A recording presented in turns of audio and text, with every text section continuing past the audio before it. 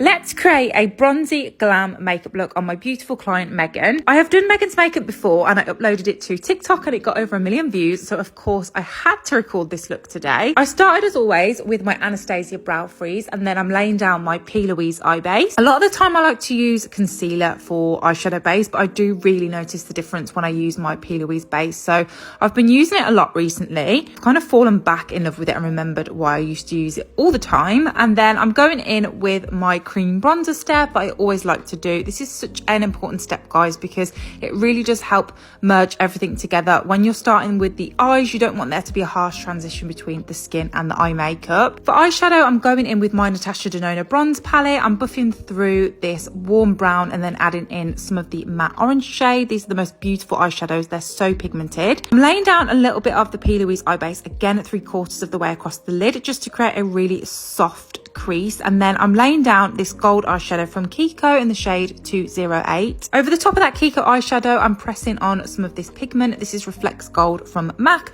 just to add some extra sparkle and dimension to the eye look. I have so many beautiful shimmers and pigments, and I feel like lately everybody loves that matte eye look, but it is so lovely to do something a little bit shimmery and a little bit more bronzy, and I love gold on the eyes. Once I'd laid down that gold pigment, I went in and added a really fine black winged eyeliner, and then I'm just smudging and buffing it out with some black eyeshadow. Between where the black eyeshadow meets the gold and the brown shades, I added a mid-tone brown, and I'm just kind of pressing and buffing that in just to diffuse any harsh edges. Again, this is such an important step to give that really seamless transition. Around the wing, I'm carving out with my NARS Radiant Creamy Concealer before going in with my Hollywood Flawless Filter from Charlotte Tilbury, mixed in with my Illamasqua Liquid Highlight in the shade OMG Wow. For foundation, I'm going in with the NYX Can't Stop Won't Stop foundation in the matte version, and I'm just pushing this into the skin with my new Doll Beauty brush, which I absolutely love for foundation.